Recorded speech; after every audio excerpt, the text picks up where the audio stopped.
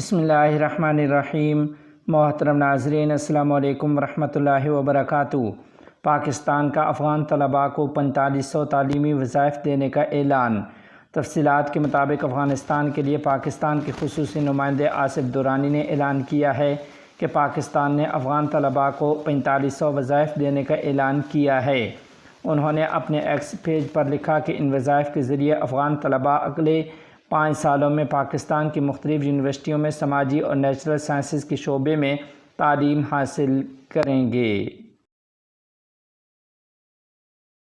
جمعیت علماء اسلام کے سربراہ مولانا فضل الرحمان صاحب دامت برکاتہم العالیہ ضلع ڈیائی خان کے مجلس شورا کے اجلاس سے خطاب کر رہے ہیں، جس کی مختصر ویڈیوز جھلکیاں پیش کی جا رہی ہیں۔ ہم نے افغانستان پر حملوں کے لیے ان کو اڈے بھی دیے، ان کو پاکستانی فضائیں بھی دی۔ یہاں سے جہاز اڑاؤ، پاکستانی فضاؤں سے گزرو، افغانستان میں بمباری کرو۔ آپ بمباری میں کس کے ساتھ شریک تھے؟ آپ بمباری میں امریکہ اور برطانیہ کے ساتھ شریک تھے، آپ بمباری میں ناٹو کے ساتھ شریک تھے، اور آپ بمباری کس پہ کر رہے تھے؟ افغان مسلمان پہ کر رہے تھے، افغان مجاہد پہ کر رہے تھے۔ اور ظاہر ہے کہ جنرل ضیاء الحق صاحب کے زمانے میں جب بیچ میں سرحد ہی ختم کر دی گئی تھی، افغانستان اور پاکستان کے درمیان میں آنے جانے میں کوئی مسئلہ نہیں تھا، کبھی وہ حالت تھی۔ اسی سے تو کلاشنکوف آیا۔ جب آپ نے میرے نوجوان کو تربیت دی، جنگ کی تربیت دی، حتیٰ کہ کروز میزائل کی تربیت دی، تو آپ نے میرے ملک کے اندر تو مسلح گروہ پیدا کیا، اور جہاد کے جذبے کے ساتھ آپ نے وہ حلقہ بنایا پاکستان کے اندر۔ تو کم از کم پہلے سمجھا تو دیتے کہ بھئی آپ افغانستان میں جو لڑ رہے ہیں یہ امریکیوں کے لیے لڑ رہے ہو، یہ ہمارے مفادات کے لیے لڑ رہے ہو۔ جس دن ہم کہیں گے یہ جہاد نہیں ہے تو آپ بھی سمجھیں کہ جہاد نہیں ہے۔ یہ بھی تو نہیں پڑھایا آپ نے۔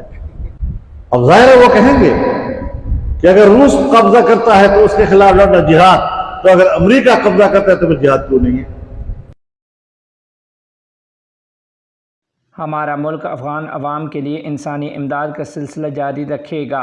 تفصیلات کے مطابق وزیر خارجہ مولوی امیر خان متقی سے آج افغانستان میں سعودی عرب کے سفیر فیصل نے ان کے دفتر میں ملاقات کی ہے۔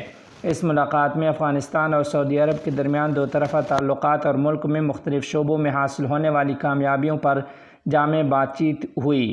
اس ملاقات میں افغان وزیر خارجہ نے افغان اور سعودی عوام کے درمیان مذہبی، ثقافتی اور تاریخی مشترکات پر تبادلہ خیال کیا، اور مزید کہا کہ امارت اسلامیہ سعودی عرب کے ساتھ تعلقات کو فروغ دینے میں دلچسپی رکھتی ہے۔